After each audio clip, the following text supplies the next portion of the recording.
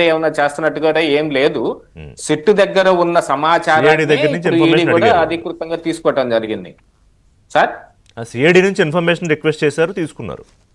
తీసుకున్నారు, అదే జరిగింది తప్ప యాక్చువల్ గా ఈడీ రావాలనుకుంటే కేజ్రీవాల్ కేసులో ఈడీ ఎలాగ వచ్చిందో ఇక్కడ గతంలోనే జగన్మోహన్ రెడ్డి గారి అధికారంలో ఉన్నప్పుడే రావచ్చు ఈడీ రాదలుచుకుంటే. సరే ఇక ఆ చాప్టర్ అది వేరేనండి.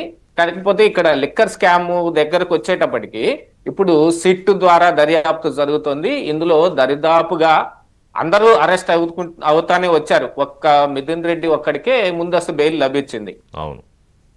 ఓ గోవిందప్ప బాలాజీయో లేకపోతే కృష్ణమోహన్ రెడ్డో ధనంజయ రెడ్డో వీళ్ళు కూడా బెయిల్ కోసం ప్రయత్నం చేసినప్పటికీ కూడా వాళ్ళకి కొన్ని ఆధారాలని సుప్రీంకోర్టులో ప్రాథమిక ఆధారాలను చూపించటం మూలాన వాళ్ళకి ముందస్తు బెయిల్ లభించలేదు. ఉమ్. మరి ఆ ప్రాథమిక ఆధారాలు మిథున్ రెడ్డికి అయితే వర్తించలేదా? మరి ఆయన బెయిల్ క్యాన్సిలేషన్ కోసం ఎందుకు వెళ్ళలేదనేది మరి సిట్టు చూసుకుంటుంది. ఇప్పుడు ప్రస్తుతం ఉన్న టెక్నాలజికల్ ఎవిడెన్సెస్ ప్రకారంగా కానీ మరి గూగుల్ టేక్అవుట్స్ టెలిఫోన్ సిగ్నల్ ఇది దీన్ని బట్టో చెవిరెడ్డి భాస్కర్ రెడ్డి ఈ మద్యం కుంభకోణంలో అంటే ఏదైతే 3,500 కోట్ల రూపాయలు ఆరోపింపబడుతున్నాయో లిక్కర్ కంపెనీల నుంచి ముడుపుల రూపంలో తీసుకున్న ఆ కుంభకోణం అది. ఇందాక ఆంజనేయ రెడ్డి గారు చెప్పినట్టు అది వేరే, ఏది క్యాష్ ట్రాన్సాక్షన్స్ లిక్కర్ షాపుల్లో ఆ కుంభకోణం అది వేరేనండి. అది తర్వాత మరి అది ఎప్పటికీ మరి ఫైల్లోకి వస్తుంది, దాన్ని ఎప్పుడు దర్యాప్తు చేస్తారనేది అది వేరే అంశం. అయితే ఇప్పుడు ప్రస్తుతం 3,500 కోట్ల మీద లిక్కర్ కంపెనీల నుంచి ముడుపులు తీసుకున్న దాని మీద మాత్రమే జరుగుతుంది. ఎందుకంటే ఇది మనం ఏదో ఊహాగానం ఏం కాదు, స్వయాన మరి కూటమి ఎంపీ లావు కృష్ణదేవరాయలు గారే చెప్పింది. అవును. మరి మోడీ గారి కంప్లైంట్ ఇవ్వండి, పార్లమెంట్ లో కూడా చెప్పనివ్వండి, ఆయన చెప్పిన దాని ప్రకారంగా 25,000 కోట్ల రూపాయల కుంభకోణం అది ఏది లిక్కర్ షాపుల ద్వారా చేసింది అనేది ఆయన చెప్పిన దాని ప్రకారంగా.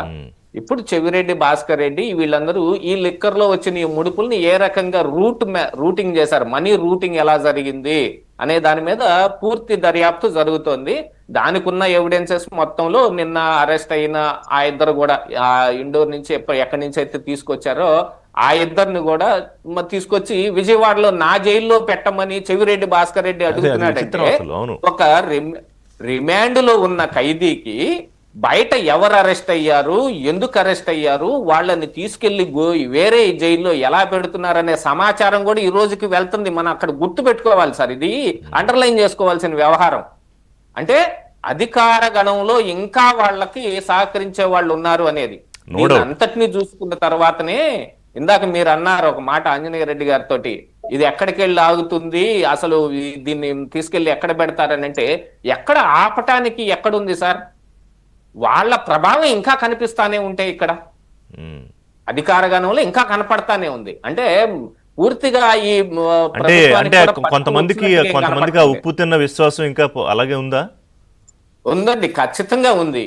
లేకపోతే జైల్లో రిమాండ్ ఖైదీగా ఉన్న వ్యక్తికి అతని పిఏలు ఇద్దరు అరెస్ట్ అయ్యారనే సంగతి కానీ వాళ్ళని గుంటూరు జైల్లో, ఈయన విజయవాడ జైల్లో ఉంటేనట వాళ్ళని గుంటూరు జైల్లో పెడుతున్నారట, వాళ్ళని కూడా తీసుకొచ్చి ఇక్కడ పెట్టాలని డిమాండ్ చేస్తా ఉన్నాడంటే ఎలా తెలుస్తుందండి?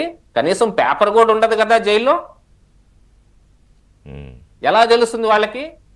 ఆయన ఇక రాత్రి ఓ పెద్ద డ్రామా కంపెనీ మొదలు పెట్టేశాడు, వీరోచితమైన ఆస్కార్ లెవెల్ యాక్టింగ్ చేస్తా ఉన్నాడు, డోర్లు తన్నేసేసి ఆ జైల్లో పెద్ద పెద్దగా కేకలు పెడుతున్నారు, వాళ్ళని తీసుకెళ్ళి అలా ఎలా పెడతారు అని. అంటే ఆయన ఇప్పుడు బయటకు వస్తున్న సమాచారం ప్రకారంగా ఏంటంటే ఆయన సొంతగా జైల్లో ఎటు పడితే అటు తిరుగుతూ కిచెన్ లోకి ఆయన సొంతగా వెళ్ళి ప్లేట్లో అన్నం పెట్టుకొని తింటా, ఇదేమిటి జైలు రూల్స్ కి విరుద్ధం అని. అంటే మా మామ పెలానా వాడు ఉన్నాడు, మాకు తెలుసు ఈ జైలు మొత్తం అదే, నీ సంగతి తేలుస్తానంటే ఆ మామ ఎవడున్నాడో ఆయన వచ్చాడంట, వచ్చి బాబు నువ్వు నా పేరేం తీబాకు, మన స్నేహం ఏదుంటే అది బయటనే పెట్టుకుందాం, జైల్లో నా పేరు తీసి అనవసరంగా నువ్వు నన్ను ఇరికించబాకు, ఈ స్కాములో నేను లేకపోయినా కూడా ఉన్నాను అనుకునే ప్రమాదం ఉంది, నువ్వు నోరు మెదపాకు అని చెప్పుకొని వెళ్లే పరిస్థితి ఎందుకు వచ్చిందండి?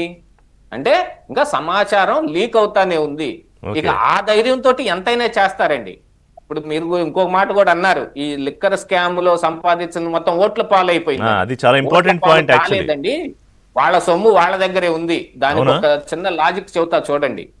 ఈ పంచబడిన సొమ్ము చెవిరెడ్డి భాస్కర్ రెడ్డి వీళ్ళ అనుచరగణం వీళ్ళంతా ఈ లిక్కర్ ముడుపుల్లో వచ్చిన ఈ సొమ్ముని ఎవరికైతే పంచారో వాళ్ళందరి దగ్గర పార్టీ ముందుగానే వసూలు చేసుకుంది. డబ్బు రూపంలో వసూలు చేసిందా, ఆస్తుల రూపంలో వసూలు చేసిందా, కంపెనీల షేర్ల రూపంలో వసూలు చేసిందా? జగన్మోహన్ రెడ్డి వీళ్ళందరినీ గెలిపించి మీరుగో నా డబ్బులు ఖర్చు పెట్టి మీ అందరినీ గెలిపిస్తానని వీళ్ళకి డబ్బులు ఇచ్చాడు అని అనుకుంటే అంత అమాయకుడు ఎవరు లేరండి. వాళ్ళ దగ్గర ముందుగా 50 కోట్ల 70 కోట్ల 100 కోట్ల వసూలు చేసిన డబ్బుల్ని ఈ లిక్కర్ ముడుపుల్లో వచ్చిన సొమ్ముని ఏరియాని బట్టి నాయకుడిని బట్టి రేటా? మరి అంతే కదండి. ఇప్పుడు ఇది ఓపెన్ సీక్రెటే, మనం ఏది దాచిపెట్టలేము. ఇప్పుడు ఉన్న వ్యవస్థలో ఎమ్మెల్యేకి ఎంత ఖర్చు అవుతుంది, ఎంపీకి ఎంత ఖర్చు అవుతుంది అందరికీ తెలిసిందే. అది ఈసీకి సమర్పించే లెక్కలతోటి మనకు సంబంధం లేదు. కానీ బయట ప్రాచుర్యంలో ఉన్నది ఎంత, ఎంపీ అవ్వాలంటే 100 కోట్లు ఖర్చు పెట్టాలి, ఎమ్మెల్యే అవ్వాలంటే 50 కోట్లు ఖర్చు పెట్టాలి. ఇది బయట నడుస్తుంది. ఓటుకి ఖచ్చితంగా రేటు కట్టి కొంటున్నదే. ఇది మీరు ఆపలేంది, నేను ఆపలేంది కాదంటే మీరు అనేది ఈ మద్యం డబ్బు బస్తాలు కట్టి ఈ ఓట్ల పాలు అయిపోయిందని బాధ కాదా ఇప్పుడు? మరి ఆ బాధ ఉందేమో అనుకుంటా. లేదండి, ఆ బాధ అసలు లేదు. ఆ డబ్బును మొత్తం ముందుగానే వసూలు చేసేసుకున్నారండి. వాళ్ళ డబ్బు వాళ్ళ దగ్గర పదిలంగానే ఉంది.